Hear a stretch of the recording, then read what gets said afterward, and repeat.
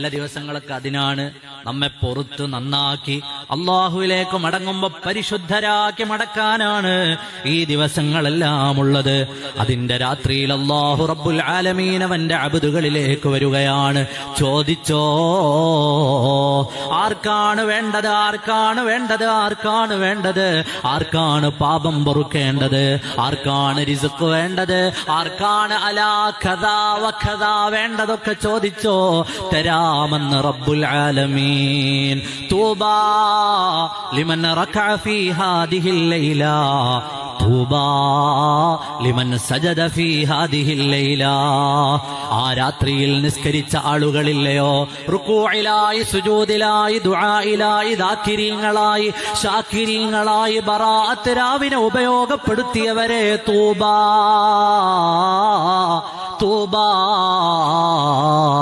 മഹാന്മാരായ മുൻഗാമികളുടെ ചരിത്രം നോക്കൂ.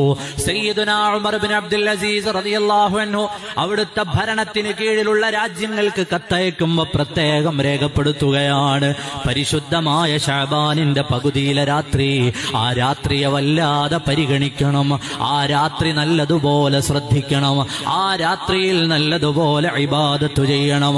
റൂഹുൽ ബയാൻ